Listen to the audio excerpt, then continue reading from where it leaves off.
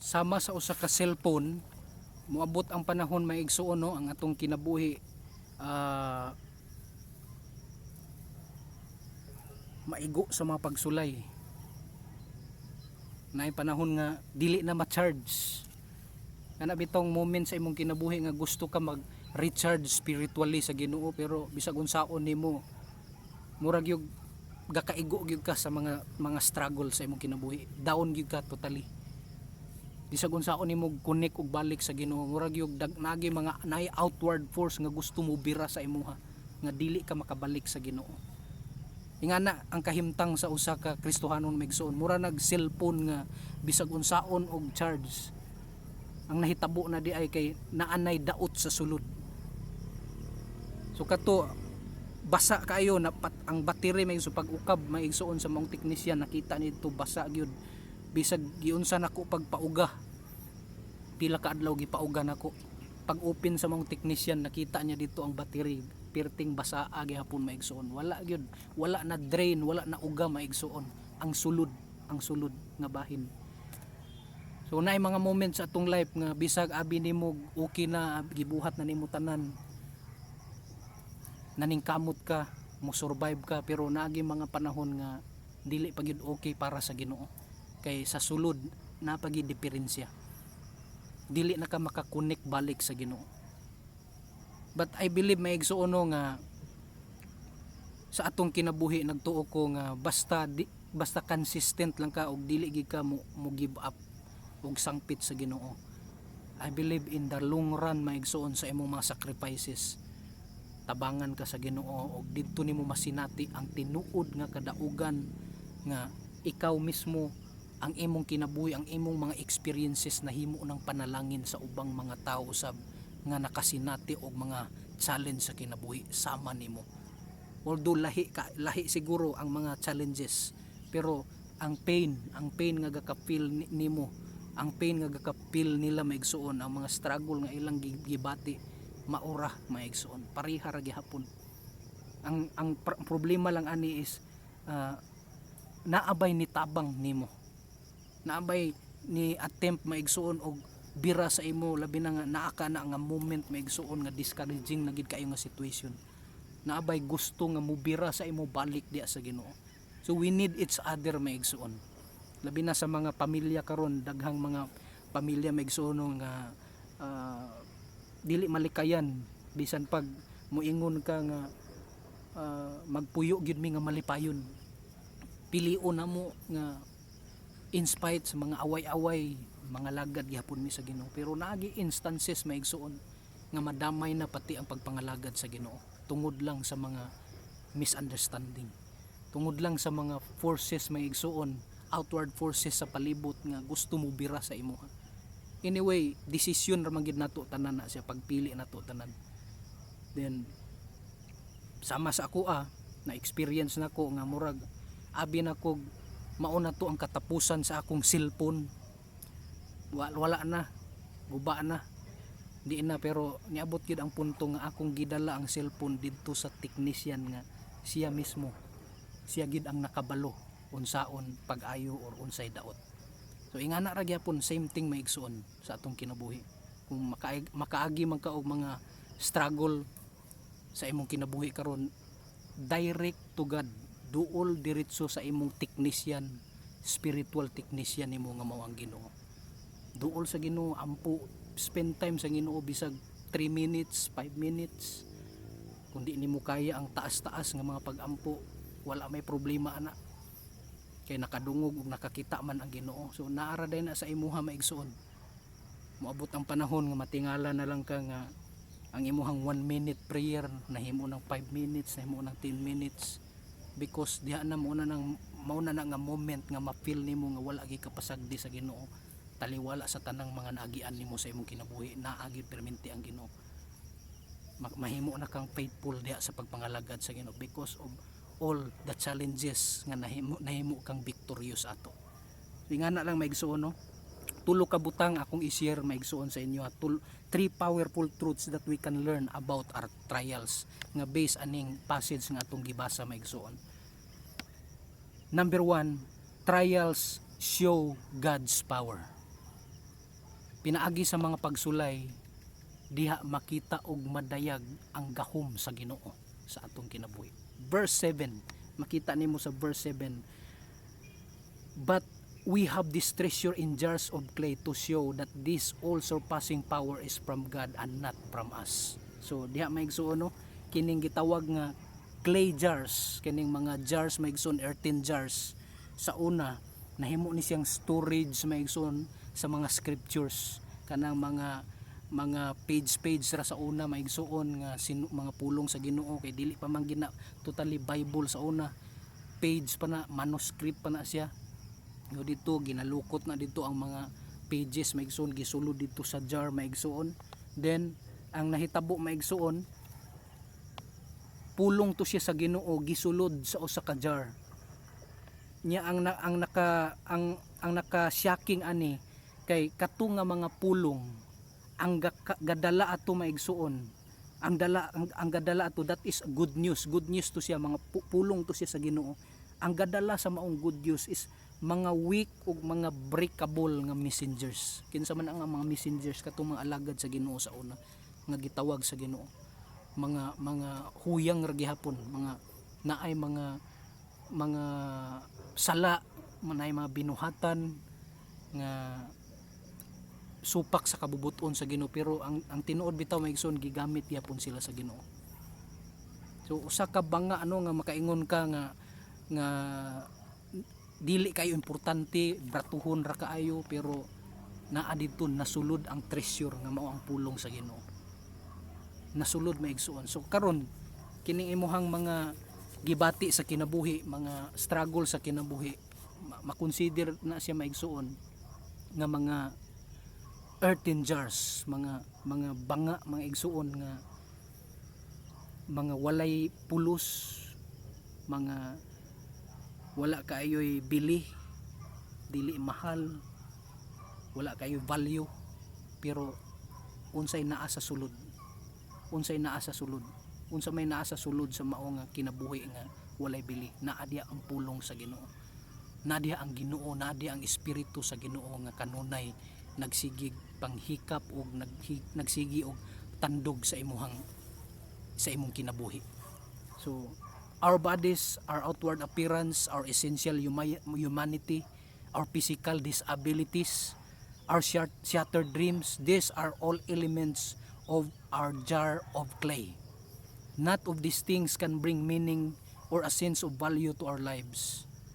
If we focus on our human side, hopelessness is bound to sit in.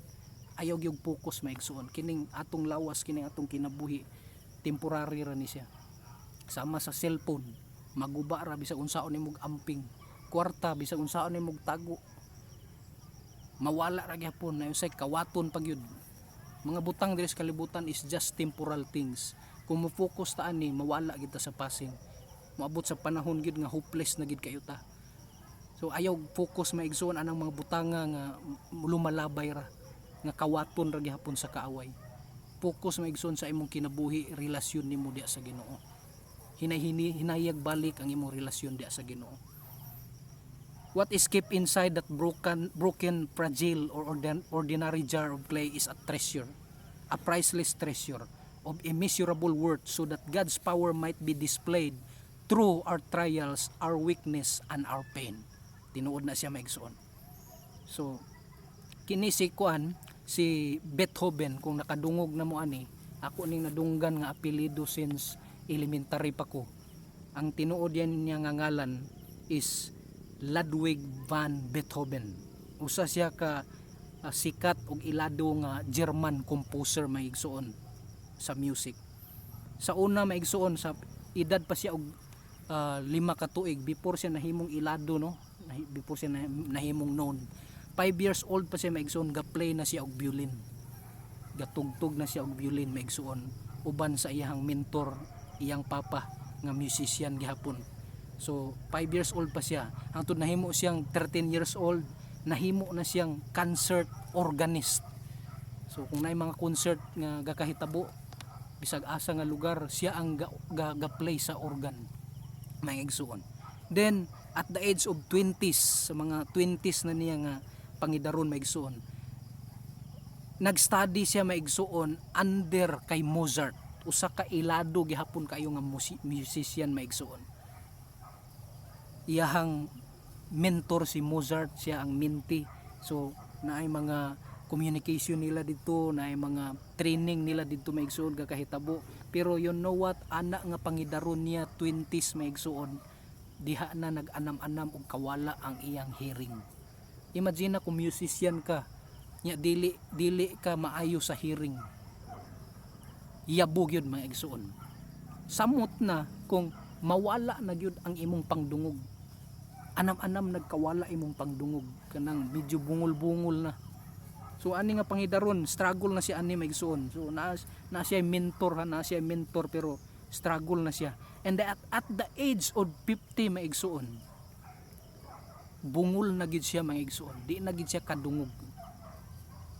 O katong mga 20s pa niya, madungog-dungog pa siguro niya kung singgitan siya or something, padulan og sulti, madungog pa. Pero kaning 50 years old na siya maigsuon, wala na gyud, bungol na gid kaayo siya niya. You know what, iyan ni siyang gikip nga secret yun sa iyang kinabuhi, labi na sa mga tao nga nakaila siguro sa iya og sa tibuok kalibutan.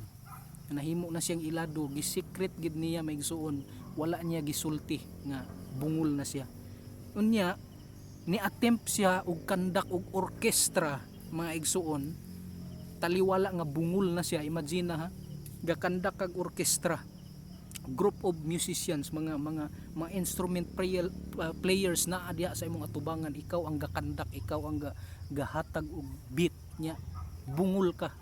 Imagine na gapasumangil siya, wala siya nagsaba nga mao na to ang iyang struggle, nga di siya kadungog na, pero gakandak siya. You know what, unsay resulta? Miserably failed maigsuon, napakyas gid siya. So siyempre kung bungol ka, mukanda ka ana, wala gyud, ang result gyud ana is failure. So na fail siya maigsuon, unya kato nga moment sa iyang kinabuhi nga na experience niya ang failure, didto nagsugod maigsuon nga na depress gid siya. Luya siya hangtod nga di na kaayo niya, nawala na ang passion sa music niya. Pero before ato nga mga depression nga iyang naagian, daghan na kaisyag na compose nga mga music nga ilado kaayo. Kung i-search niyo sa internet, Beethoven maigsuon, composer, music composer, daghan kaisyag na compose nga mga music nga hangtod karon ginapatugtog pa, ginatukar pa sa mga theater, sa kanang mga orkestra, ginatugtog maigsuon ang iyang music. You know what, namatay siya kay naigo siya sa usa ka thunderstorm maigsuon. Sa iyang kamatayon, wala niya dito na feel maigsuon ang kadaugan, kay bungol siya, then naa siya sa moment maigsuon nga struggle gi kayo siya. Pero you know what, sa iyang kamatayon unsay nahitabo, nahimo gid siyang legend, musical legend maigsuon. Ilado kayo siya, aya pa na consider ang iyang mga music, aya pa nakita nga grabe kaayo siya nga musician. So taliwalaan ni nga maigsuon nga experience, there is behind mga igsuon. Sa taliwala sa mga pagsulay, diha ma-reveal ang gahom sa Ginoo, diha mo create ang Ginoo og mga butang nga diin abi nimo gan dili na mahitabo sa imong kinabuhi, pero mahitabo siya in the right time. Pinaagi sa trials, ma-reveal ang gahom sa Ginoo sa imong kinabuhi. So we must focus on the treasure and not on the vessel. Katong naa sa vessel maigsoon mo to'y treasure. Ang vessel is huyang na siya, kita huyang ta, daghang weaknesses, daghang mga lapses, pero unsay gibutang sa Ginoo sa imo karon, sa imong kasing-kasing, sa imong una-una, that is the treasure nga kinahanglan nimo atimanon. Ayaw gyud pasagdi maigsuon, pulong sa Ginoo na sa imong kinabuhi. Paul was not afraid of suffering or trial because he knew that God would guard the vessel so long as Paul was guarding the treasure. So number 2 maigsuon, trials display God's protection. Trials display God's protection. In verse 8 niingon diri, We are hard pressed on every side, but not crushed. Perplexed, but not in despair. So imagine na, no? Imagine na, kining mga pressure maigsoon sa atong kinabuhi, dili ni siya makapildi sa ato. Dili ni makapildi, gialaw lang na siya sa Ginoo, pero dili na siya makapildi sa imuha. Padayon ra gyud gihapon ka ana pangalagad sa Ginoo, basta ayaw lag buhi pag pangalagad sa Ginoo. Confusion will not discourage us. Dili na siya maka-discourage sa ato, mausahay, matroubled lang atong hunahuna, malibog ta, pero dili na ang tinuod nga makahatag og discouragement sa imong kinabuhi. Then kini mga opposition na mga panahon nga gusto ta mubuhat og mga maayong butang, pero makonsider na to nga trials na siya maigsoon, mga ga-oppose ato ang gusto nga buhaton, pero dili na siya makapawala sa focus nato maigsoon. Kini mga butang, mga hard hits maigsoon, it will not destroy us. Dili na siya makaguba sa ato ang kinabuhi, basta pilion lang nimo nga mga lagad diya sa Ginoo. Okay, ang ikatulo maigsoon, trials reveal God's presence. In verse 10 nagaingon diri maigsoon, we always carry around in our body the death of Jesus, so that the life of Jesus may also be revealed in our body. So trials reveal God's presence sa atong kinabuhi. So pinaagi sa mga trials nga atong naagian maigsuon, maka reveal ni siya maigsuon sa presensya sa Ginoo. Naapirminti ang presensya sa Ginoo nga bisan pagtaliwala sa tanan, makita nimo nga naa kanunay ang iyang presensya. So nag-ingon diri, Paul explains the painful side of ministry, that we will experience the sufferings and even the death that Jesus experienced. But do you notice the reward of our sacrifices? Paul says, so that the life of Jesus may be revealed in our body. Nag-ingon siya diri, he is saying that all our sacrifices and trials are all worth it as long as the life, the presence, and the reality of Jesus Christ is modeled and is seen in how we live our lives.